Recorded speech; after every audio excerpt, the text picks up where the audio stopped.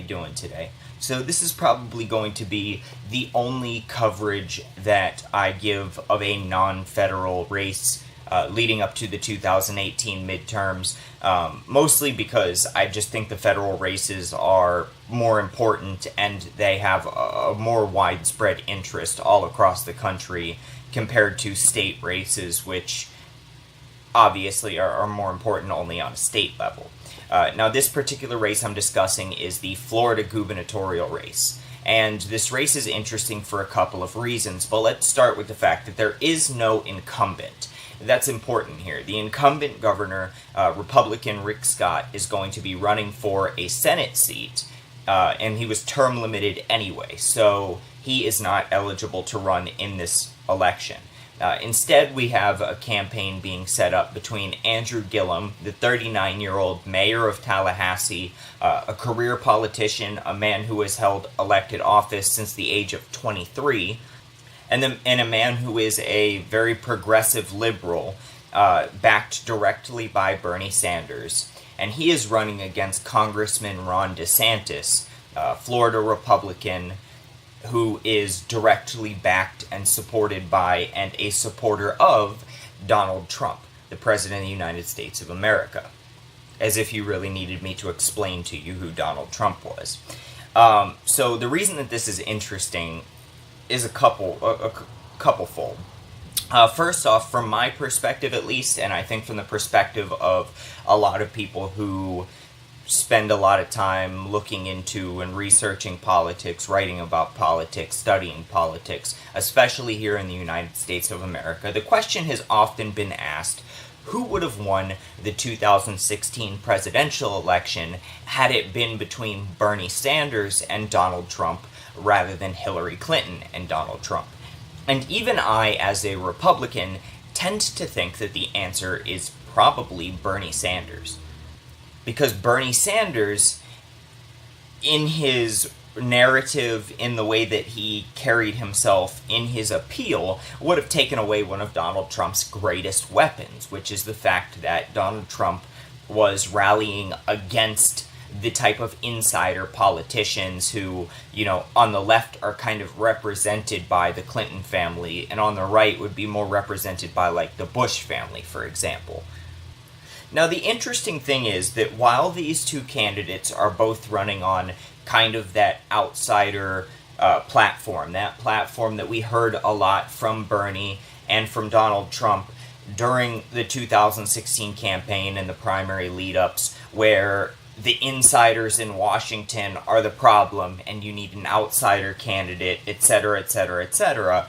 The interesting thing I find about both of these two candidates is just how false that claim rang to me when you actually start doing some digging into their background. Andrew Gillum has never had a job. The man has been in elected office since he was 23 years old, when he was elected to the Tallahassee City Commission. He is a career politician. He is an insider politician through and through. Ron DeSantis, on the other hand, has had a job, but it was a job still working for the government. He went to Yale and then Harvard Law, and then proceeded immediately into the military, where he served as a JAG officer.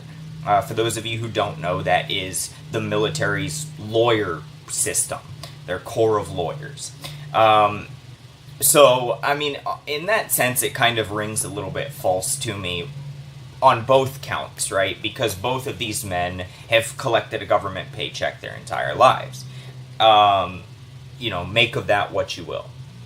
Now, these candidates both have other advantages and disadvantages as well. And I want to touch on one more idea about policy, but I'm going to go ahead and drag that towards the end because it may get to be kind of a long, drawn-out thing. Aside from the kind of debate of Trump versus Sanders, the other question comes down to their distinct advantages and disadvantages based on their positioning going into this race. If you were to wake me up a month and a half ago out of a dead sleep and you were to ask me, Kyle, name 5 Florida politicians off the top of your head, one of those 5 names that would pop into my mind would almost definitely be Ron DeSantis.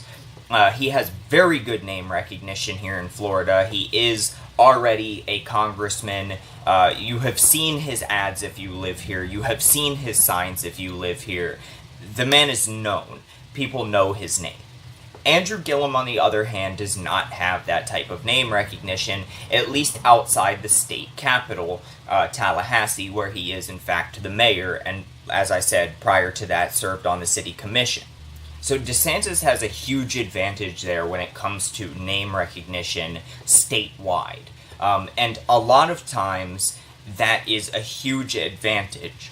This might be the one type of election, though, the one type of race, the one type of campaigns, where that paradigm has changed slightly, because I have wondered to myself, with both of these candidates sort of running on a break down the Washington insiders narrative, is the fact that DeSantis' history as a politician is much better known going to actually hinder him and make that narrative ring more false to the layman voters who don't spend hours of their day digging into every detail they can find about both of these individuals' lives?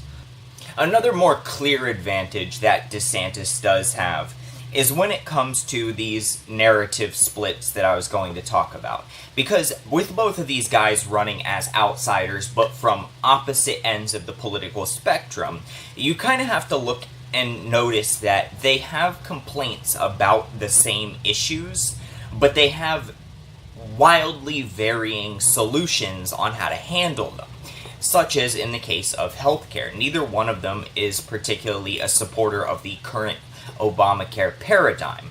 But where they vary is in the solution that they offer to this situation, with DeSantis favoring more of a return to the old paradigm mixed in with certain concessions like expansions of certain programs and certain regulations that would increase access for different kinds of people to health insurance, as opposed to Gillum, who runs on the basically the Bernie Sanders single-payer healthcare platform.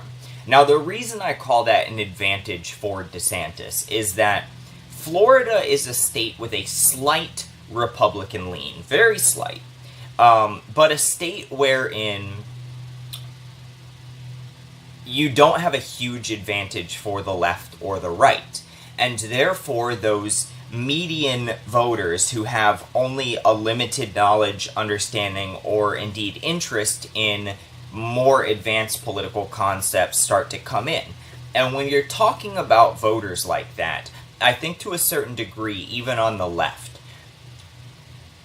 a more politicized idea like single-payer healthcare is not going to appeal to them, and in fact might be a little bit alien, and might not garner a lot of support. The same is true of a lot of Sanders, and by extension Gillum's, more socialized ideas. The only kind of offset I can see to that is that Florida does have a lot of communities that have a very high poverty rate. And so maybe the idea of huge implementations of massive social systems might help out to a certain degree. But Florida also has a lot of people who have, like, plenty of money. And so, I think it kind of cancels it out. And I think that the more extreme views of Gillum might not appeal as well to the typical Florida voter. Now, on the flip side to that, I do have one major distinct advantage that I would offer Gillum. And that's that we haven't been far enough into the post-primary for this election to get definitive polls that were conducted entirely after both candidates were officially nominated. But in pre-primary polling, where major candidates from both sides were pitted up against each other and the public was polled on who they would vote for, the only matchup wherein the Democrat beat out the Republican was DeSantis versus Gillum. every other matchup, the Republican candidate that was selected came out ahead of the Democratic candidate. And this may very well be an example of exactly the type of thing I was talking about, why Bernie Sanders would have been the kryptonite to Donald Trump's campaign, because it takes away that outsider, break down the Washington insiders, drain the swamp narrative from DeSantis and the kind of Trump Republicans, and really weakens it when your political adversary is very clearly not a Washington insider. Andrew Gillum is not Hillary Clinton by any means. He is very much more Bernie Sanders, and I think that might be why in those primary polls, the only Republican to lose to any Democrat was DeSantis, and he lost only to Gillum. Something of note. Again, if I haven't already, I'll put up some of these poll numbers over here somewhere so you can take a look at them. So, here's the thing. With all of this being said, it stands to reason to me when you just lay out the credentials and the platforms of these candidates, and you look at it in the perspective of what is the Florida demographic, what is the Florida lean, what are the interests of Floridians, it would stand to reason to me that DeSantis should have a strong edge in this race. But that is not what the polls seem to indicate. However, the reason that I question that is because if we look back at the 2016 elections, the polls also indicated that Hillary Clinton was going to win Florida fairly handily, and quite to the contrary, she lost Florida fairly handily. It's an interesting thing.